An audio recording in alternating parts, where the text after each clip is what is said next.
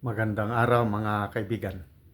Ito, bigyan ko kayo ng update tungkol kay former Senator Laila De Lima. Nako, abot langit ang kanyang kasiyahan ngayon. At ito, ang plano sa kanyang kampo is sasampahan nila ng kaso si dating Pangulong Duterte. So bakit masayang masaya si ex-Senator De Lima? Kaya panoorin natin itong, pakinggan natin itong balita ng UNTV.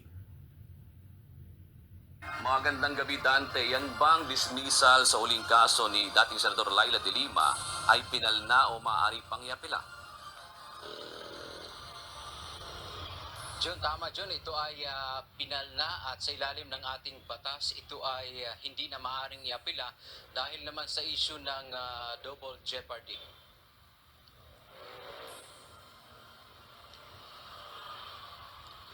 Tuluyan ng malaya si dating Senador Laila De Lima mula sa kanyang tatlong kasong may kinalaman sa iligal na drogang isinampa sa Muntinlupa Regional Trial Court ng nagdaang Administrasyong Duterte. June sa pagdinig kanina, pinagbigyan ni Judge Henerhito ang hiling na demurrer to evidence ni De Lima na layong ipawalang bisa ang huling kaso nito. Sa desisyon ng korte, batay sa kabuuang ebidensya na isinumite ng prosekusyon o ng Department of Justice, hindi na patunayang nagkasala ang akusado beyond reasonable doubt. Kaya naman acquitted o absuelto na si De Lima. Liban sa dating senador, pinawalang sala din ang kapwa-akusado nito na sina dating Bureau of Corrections Director Franklin Bucayo, Ronnie Dayan, Junel Sanchez at Jose Adrian Dera. Jun, ang kasong ito ni De Lima ay nag-ugat sa pagtanggap umano niya ng pera mula sa illegal drug trade sa New Bilibid Prison o NBP noong siya pang Justice Secretary. Ayon pa sa dating mambabatas, makakatulog na siya ng maayos at vindicated siya sa naging hatol ng korte. Napakalaki po ng ginhawa at saya ang nararamdaman ko ngayon. Mas mapapanatag at makakatulog na po ako ng mas maluwag. You know, with the grant of our demurrer to evidence, which is tantamount to acquittal, that means I am now completely free and vindicated. It's very liberating. At alam niyo naman ito, I respected the rule of law despite the pain and the injustice of it all. Nagpasalamat ito sa kanyang nagpasalamat si De Lima sa Panginoon, sa kanyang pamilya, taga-suporta at sambayan ng Pilipino na naniniwalang wala siyang kasalanan. Binigyang din ito dahil sa tuluyan niyang kalayaan, lalo pang lumakas ang kanyang loob na ituloy ang laban kung anuman ang kanyang napasimulan noon. Salamat din po sa aking legal team for their hard work and their extraordinary commitment in defending me against these fabricated, spurious charges. Salamat din po kay Honorable Judge Henerhito for his strong sense of justice and fairness. May mensahe rin ito kay dating Pangulong Rodrigo Duterte. Kay Ginoong Duterte, kayo ngayon ang mananagot sa mga kasalanan niyo sa taong bayan. Isa lang po akong biktima. Libo-libo mga Pilipino ang pinaslang nila nung nakaraang madugo at peking war on drugs. Maraming pamilya ang naulila. Yung iba nga hindi nga pinatay pero nabubulok naman sila sa mga kulungan dahil sa mali at baluktot na pagpapatupad ng batas. Muli ding tiniyak ni De Lima na makikipagtulungan siya sa International Criminal Court o ICC. Pag-aaralan din anya ng kanyang mga abogado ang pagsasampa naman ng kaso laban sa dating presidente. Samantala ayon naman sa prosekusyon mula sa DOJ, pag-aaralan... So, yun po. Dismiss na. Acquitted na po si former Senator Laila De Lima sa yung tatlong kaso na isinampa sa kanya ng Duterte administration, wala na. Totally malaya na siya sa wakas. Okay. So, kailan ba yon? Last year? Hindi pa siya nakalabas. Nag-warning na si Fair Lady Maharlika na bantayan ninyo, sabi ni Maharlika. Ilalabas nila si De Lima at palalayain para tumulong sa pagdiin kay Pangulong Duterte sa ICC. Okay? Nako, wala pang 2 linggo, yun na nga, lumabas. Nakapiyansa. Kasi nung una, yung dinisapprove ng korte, yung motion to magpiyansa, biglang pumayag yung korte. Nakapagpiyansa, yun, lumabas. Yun ang unang paglabas niya. Later on, yun na, lahat ng testigo nag-recant. Bumaliktad na.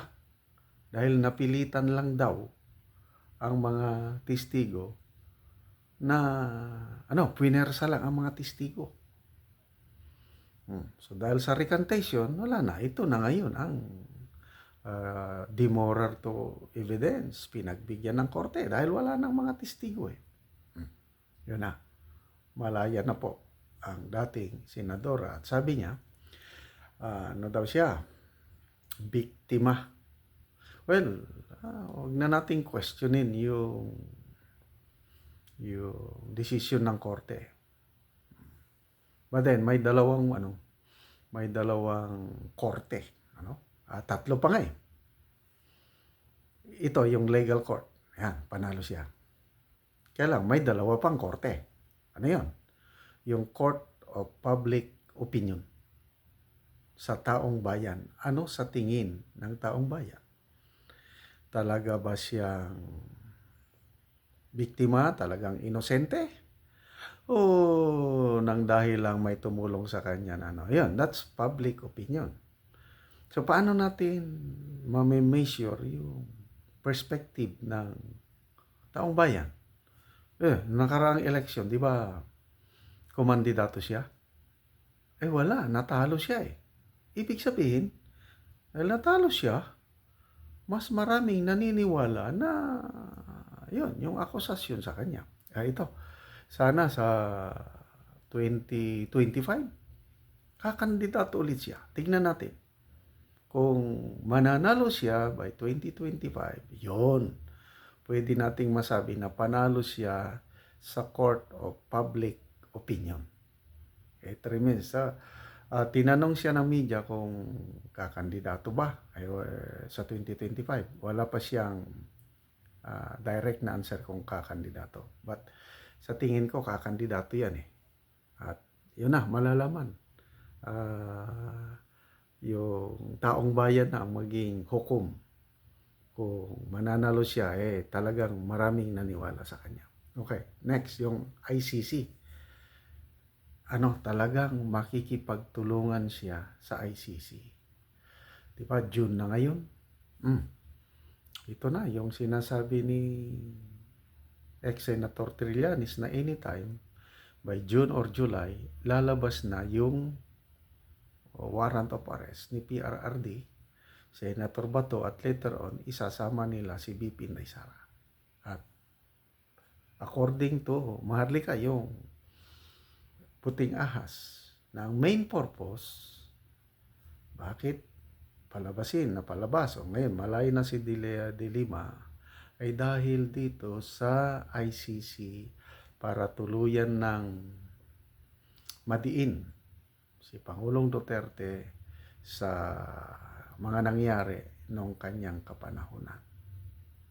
So, it remains to be seen. Sana kasi kahit may Warner, where have you been all my life? kahit mayroong warrant of arrest ang ICC, kung ang Philippine government ay hindi makikipagtulungan sa ICC, wala rin. Kaya sana ang Pangulong Marcos maging totoo sa kanyang paulit-ulit na pronouncement na wala ng jurisdiction ang ICC sa bansa. Kailang delikado, baka babalintong na naman. Sabi, hindi makikipag-cooperate, aywan ko lang.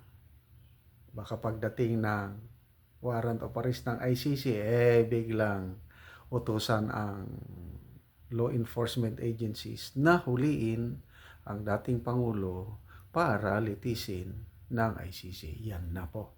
Magkakaalaman na.